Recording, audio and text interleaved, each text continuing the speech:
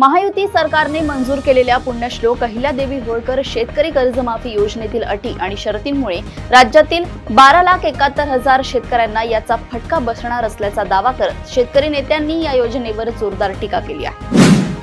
छत्रपती संभाजीनगरच्या जागेवरून झालेल्या वादानंतर माजी मंत्री अब्दुल सत्तार यांनी मुख्यमंत्री देवेंद्र फडणवीस यांची भेट घेतली असून विधान परिषद निवडणुकीत महायुतीचा धर्म पाळला जाईल आणि कुठेही दगाफटका होणार नाही अशी प्रतिक्रिया त्यांनी दिली आहे।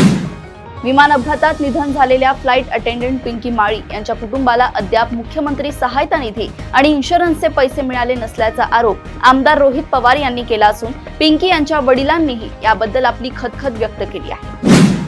राज्यातील 11वी केंद्रीय ऑनलाईन प्रवेश प्रक्रियेची पहिली फेरी यशस्वीरित्या संपन्न झाली असून एकूण 4,07,273 विद्यार्थ्यांनी महाविद्यालयांमध्ये आपला प्रवेश निश्चित केलाय।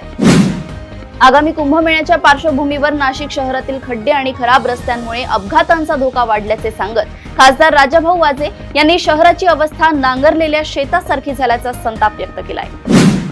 पुणे जिल्ह्यातील दौंड तालुक्यातील केडगाव येथे पोर्टेबल मशीनद्वारे बेकायदेशीर गर्भलिंग निदान आणि गर्भपात करणाऱ्या एका मोठ्या रॅकेटचा पोलिसांनी पर्दाफाश केला असून या 3 डॉक्टरांसह 5 जणांवर गुन्हे दाखल करण्यात आले आहेत। अजित पवार गटाचे ज्येष्ठ नेते दिलीप वळसे पाटील यांनी शरद पवार यांच्या सिल्वर ओक या निवासस्थानी जाऊन त्यांची भेट घेतली। या भेटीत कांदा प्रश्न आणि सहकार क्षेत्रातील विविध विषयांवर सखोल चर्चा झाल्याची माहिती समोर आली आहे।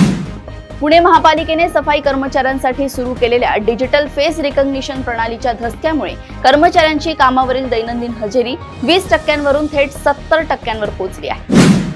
एसटी महामंडळाच्या बस स्थानकांवरील शौचालयांसाठी प्रवाशांकडून बेकायदेशीर शुल्क आकारले जात असल्याचे समोर आल्यानंतर परिवहन महामंडळाने सर्व विभागांना तातडीने परिपत्रक जारी करून शुल्क न आकारण्याच्या कडक सूचना दिल्या आहेत। मराठा आरक्षणासंदर्भातील कामांना गती देण्यासाठी आणि नागरिकांना कुणबी प्रमाणपत्र मिळण्यात मदत करण्यासाठी शासनातर्फे विशेष कक्ष आणि हेल्पलाईन सुरू करण्यात येत असून न्यायमूर्ती शिंदे समितीला 30 जून 2027 पर्यंत मुदतवाढ देण्यात आली आहे। प्रदेशातील अशाच टॉप 10 बातम्या मी ऐश्वर्या आपल्यापर्यंत घेऊन येत राहील। तोपर्यंत बघत रहा देशोन्नती। नमस्कार।